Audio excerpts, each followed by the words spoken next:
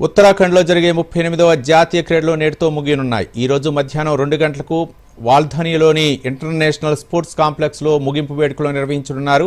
ఈసారి అత్యధిక పథకాలను సర్వీసెస్ స్పోర్ట్స్ కంట్రోల్ బోర్డు ఎస్ఎస్సిబి మరోసారి తన ఆధిపత్యాన్ని చాటుకుంది. జాతీయ క్రీడల ముగింపునకు ఒకరోజు ముందు గురువారం నాటికి సర్వీసెస్ జట్టు 68 స్వర్ణ పథకాలతో టాప్లో నిలిచింది. 26 రజతాలు 27 కాంస్య పథకాలతో ఎస్ఎస్సిబి ముందంజలో ఉంది. ఇక రెండవ స్థానంలో మహారాష్ట్ర జట్టు నిలిచింది. సర్వీసెస్ కంటే అత్యధిక పథకాలు సాధించిన 54 స్వర్ణ పథకాలను మాత్రమే సాధించడంతో వెనుకబడింది. హర్యానా 48 స్వర్ణాలు 47 రజతాలు 58 కాంస్య పథకాలతో మూడవ స్థానంలో ఉంది. ఇక ఆతిథ్య ఉత్తరాఖండ్ జట్టు కూడా ఈసారి సెంచరీ మార్కును చేరుకోగా ఆ జట్టు 24 స్వర్ణాలు 35 రజతాలు 42 కాంస్యాలతో 7వ స్థానంలో ఉంది. ఇక తెలంగాణ జట్టు 18 పథకాలు సాధించిన కేవలం 3 స్వర్ణ పథకాలను సాధించి 26వ స్థానానికి పరిమితమైంది. ఆంధ్రప్రదేశ్ జట్టు ఈసారి 14 పథకాలను సాధించింది.